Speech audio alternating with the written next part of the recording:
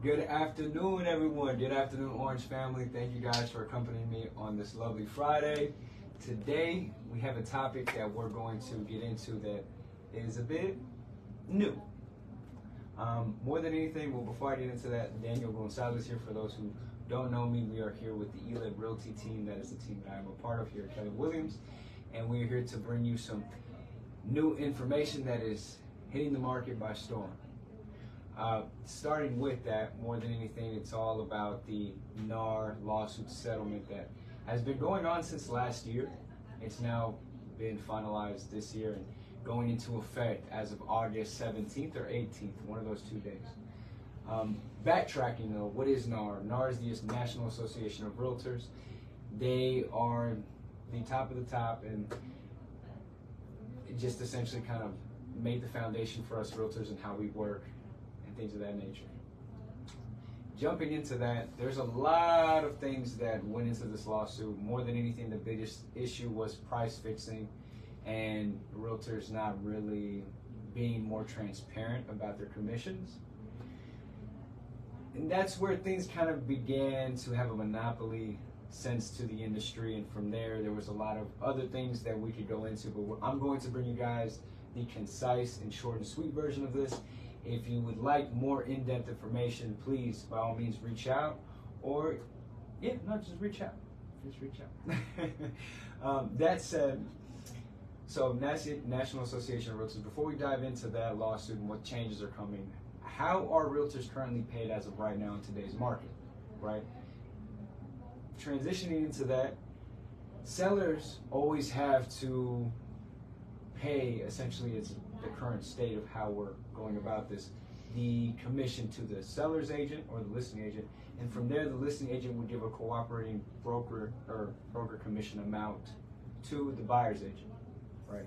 So what that means is that, per se, if you wanted to sell your home, the standard right now we're sitting is around 6% with commissions. So I would come to you as a listing agent and say, hey, for me to do all this listing work and provide what is all the connections, knowledge, and negotiation skills to your particular house, I am charging 6%.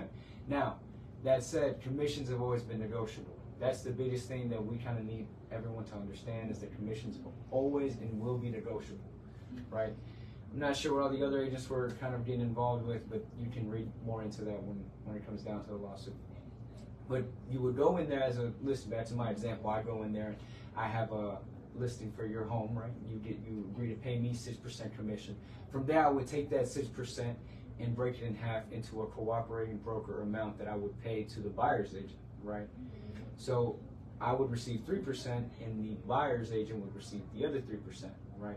Now that could go different ways. You could, as a listing agent, pocket the 5 and give the buyer 1, or pocket 4 and give the buyer 2, right? It all depends on how you kind of situate yourself, and that was one of the other things that was an issue, because in the MLS, us realtors, we have the power to see how much commission is being offered to us as a buyer's agent on the MLS, right? So the MLS will have all the information, the multiple listing service, where we put all our real estate and houses and things of that nature on the properties. It'll state at the bottom how much is the cooperating compensation or commission amount, right, from the listing agent. And the regular standard has always been 6%, 3% for the listing agent, 3% for the buyer's agent. Now, again, always been negotiable. Some people just weren't aware of it, it seems like. That being said, now that is the way that right now things are still moving forward. Things are being formulated in that fashion, right? 3% to the seller's agent, 3% to the buyer's agent.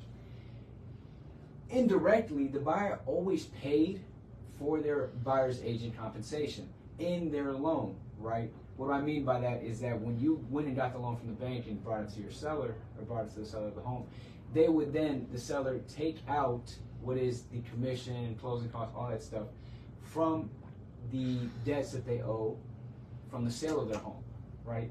Because when a seller lists their home for, let's say, for example, $400,000, they're not making $400,000. You know, it's $400,000 and minus all of the deductions that come with closing costs, realtor commissions, repair, all that other things, sweet things that go into it. So for the buyers, you didn't necessarily feel the pain, you know, as much. Now, so transitioning into what is happening now with NAR and everything with the settlement, the structure of commissions is going to change for buyers now, right? Instead of there being a cooperating compensation or commission that is given from the seller to cover both sides of the transaction, both realtors of the transaction, the seller is now only going to have to worry about paying their listing agent.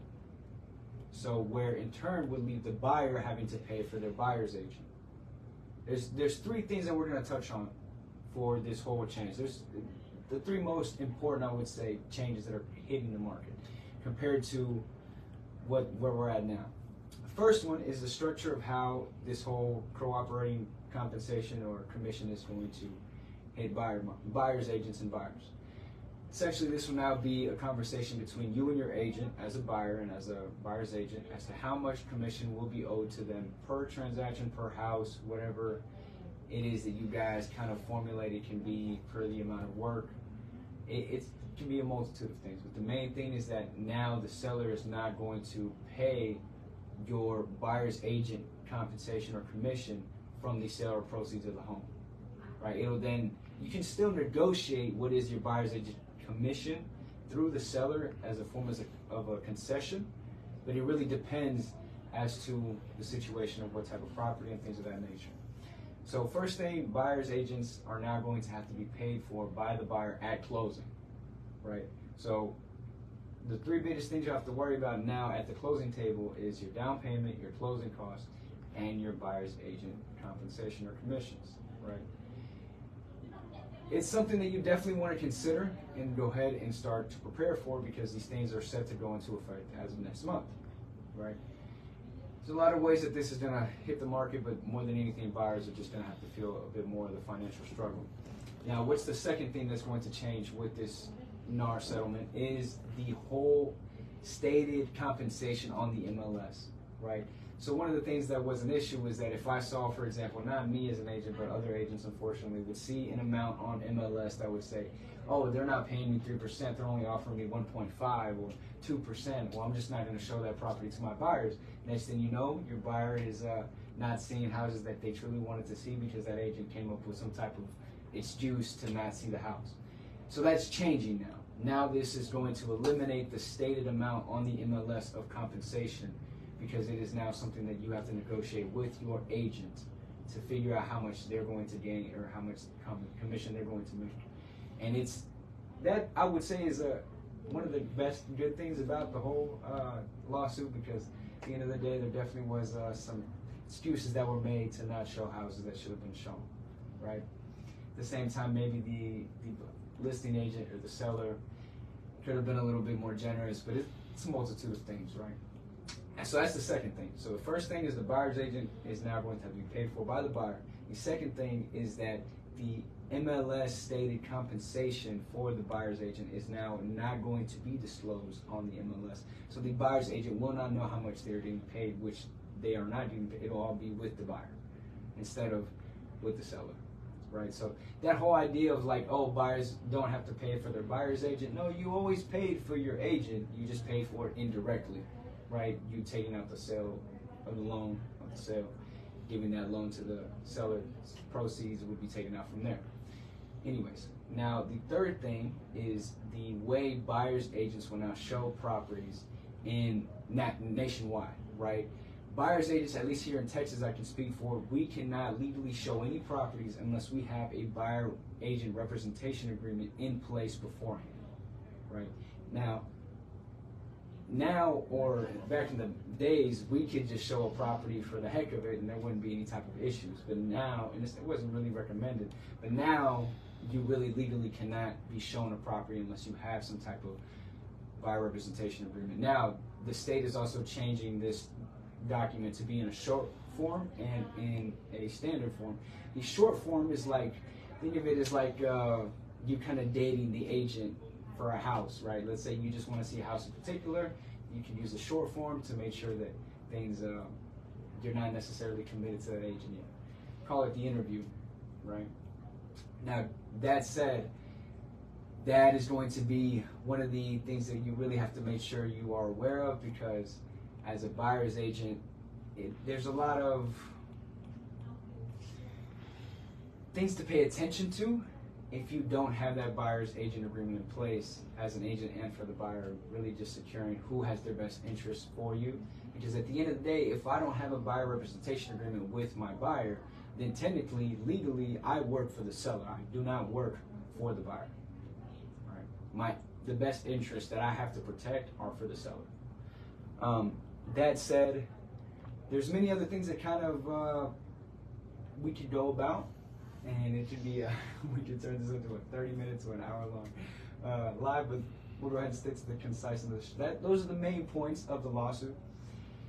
If you'd like to know more information as to how this is going to affect you and how you can prepare for the changes that are to come, please do not hesitate to reach out to us at Here to Lit and get in touch with me here with Daniel Gonzalez.